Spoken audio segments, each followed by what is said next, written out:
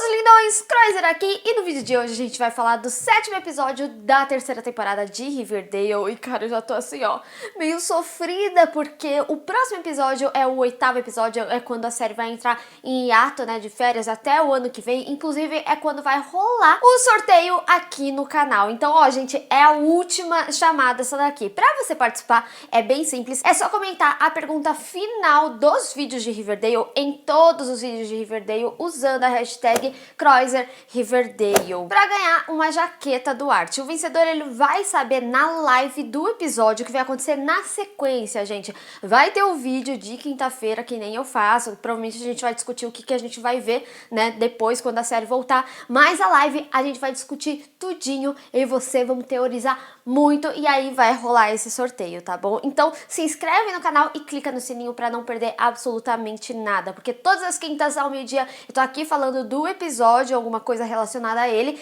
e mais tarde eu tô falando do sneak peek, que é a promo que passa depois do episódio. E lógico, não deixa de seguir os meus parceiros, que é o Riverdale Brasil Oficial e o Riverdale Brasil. Esse episódio 7, ele foi meio que um episódio de passagem, né? Porque ele revelou algumas coisas, mas a gente sabe que as grandes revelações mesmo vêm no próximo episódio. E como eu tinha já falado aqui, a gente viu ele em partes. Inclusive, eu adorei isso, principalmente que a série tem feito mais episódios experimentais, né? Apesar de Riverdale já ter trabalhado com um roteiro similar, de ser dividido em partes e cada trama tá ali, né, no momento. Eu tô achando bem legal como a série tem sido mostrada nessa temporada. A gente teve já um episódio de flashback, foi um episódio especial. O episódio 5 foi muito legal, a construção dele, e agora esse episódio 7, bem legal também, ele separado nessas 3 partes, que foi a Fazenda, o Cassino e também as Irmãs da Misericórdia. Inclusive, é importante ressaltar em que todos os arcos tinha alguém jogando D&D. E lá na Fazenda a gente descobre que o nome da cidade se chama Athens, que na realidade é como se fosse o futuro de Riverdale. A gente vê o Jughead tirando umas fotos em que tem o símbolo do Rei Gárgula, tem também um desenho na parede do Rei Gárgula, e ele fala com uma moça, né, uma velhinha que tava lá, que a cidade, ela foi dominada pelo Freezel Rocks, que é a mesma droga que o Hiram deu lá pro pessoal no episódio de flashback. Uma coisa que agrava um pouco mais é que a gente percebe que só tem mulheres nessa cidade, que foi bem similar ao que a gente já tinha visto lá na casa da Beth, quando teve a reunião lá da fazenda, eram só mulheres. E aí a gente descobre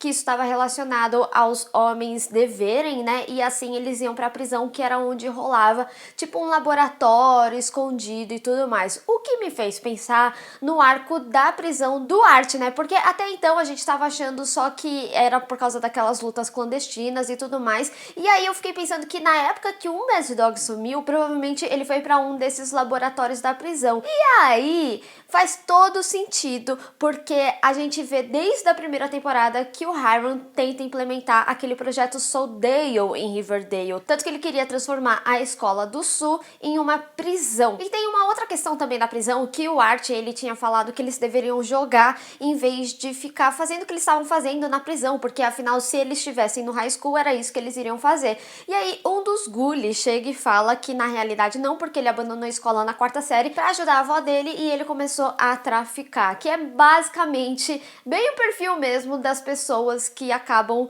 né, devendo aí pro Hiram ou pra Hermione. E falando no Hiram, o episódio levou bastante a gente a crer que ele era o responsável disso tudo, né? Afinal, ele é um Man in Black, a gente de fato conheceu que o Hiram é um Man in Black e ele tá em todos os cenários, né? Na Fazenda ele também tava lá nas Irmãs da Misericórdia, e querendo ou não, ele tava ali com um lance da Verônica, né? Ele que deu a dica, porque o Hélio era da máfia e tudo mais. Só que assim, gente, pra alguém que é chefe, né, ele roda muito por aí. Eu já tinha falado da possibilidade de ser a Hermione na realidade, porque ela que tá em todas as decisões principais, e também quando a Beth encontrou o arquivo dela lá nas Irmãs da Misericórdia, ela viu que a HL mandou que ela fosse tomando cada vez mais, né, a droga. Só que lá na primeira temporada, a gente viu que a HL também era Hermione Lodge em uma das malas deles, em que a série confirmou que não se referia ao Hiram, mas sim a Hermione. Então, é muito conveniente repente, né, um episódio inteiro que tá falando assim, olha, é o Hiram, é o Hiram, é o Hiram, e aí ele coloca um HL. Pra mim, já deixou bem claro que na realidade é a Hermione que é a grande cabeça por tudo, e de fato o Hiram acaba sendo meio que só mais um peão nessa história toda. E onde que o episódio revelou que essas drogas são testadas? Lá nas Irmãs da Misericórdia, que inclusive a gente vê o Claudius / Clifford, independente de quem ele seja, né, entregando lá naquele caminhão de Maple, né, do xarope lá dos Blossom. O que eu já lembrei várias vezes aqui no canal, aquele momento final da segunda temporada, em que o Hiram encontra os Blossoms, também a Penny e o xerife Mineta, que inclusive já vamos falar dele aí, mas eu já tinha falado sobre esse encontro, que provavelmente a gente ia ver aí, né, essa distribuição de drogas feitas pelos Blossoms, né, a produção, que nem a gente viu, o Jingle Jangle, que estava relacionado a eles, a Penny faria a distribuição e o Mineta ficava ali responsável para que as pessoas não descobrissem ou que não fossem empresas que tivessem envolvido aí nesse negócio do Hiram, né? E como sempre, ele sendo o porta-voz. E lembrando bem que ele fala que Hermione só não tava lá porque agora ela era a prefeita da cidade, que ela não podia estar envolvida com essas coisas. E é por isso que eu acho que ela não é tão envolvida, porque, já pensou uma prefeita que é mafiosa? Onde a gente já viu isso? Brasil? E aí, falando no Mineta, né, a gente descobre que ele tá morto, pode ser que a gente veja um novo xerife por aí, mas provavelmente esse novo xerife vai ser justamente o buraco que o Hiram não esperava nesse plano todo dele, que provavelmente é quem vai revelar aí todo o esquema deles. Outra coisa que vale super a pena ressaltar, e eu já bati nessa tecla inúmeras vezes aqui no canal, é como essas temporadas elas estão conectadas e como a gente meio que esquece disso, porque cada temporada trabalha bem os seus vilões, né? Mas esse episódio deixou bem claro como elas estão conectadas, porque quando a Beth faz aquele teste lá, apesar dela ter lembrado que o corpo era aquele traficante que morreu na casa dela, porque é o que tá associado na cabeça dela, a gente tem claramente aí uma referência ao Jason, então o corpo morto é da primeira temporada, o que me faz pensar e reforçar mais ainda a teoria que eu já tinha contado aqui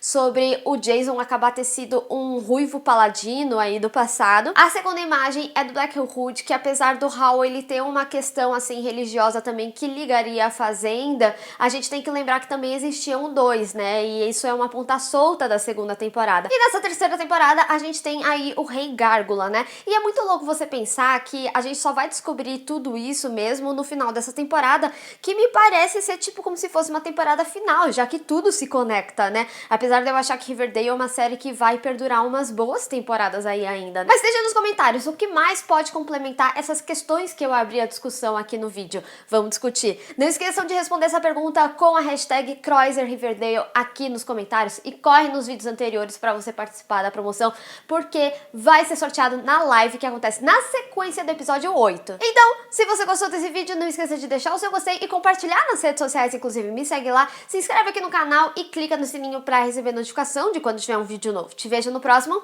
Tchau, até mais tarde, hein?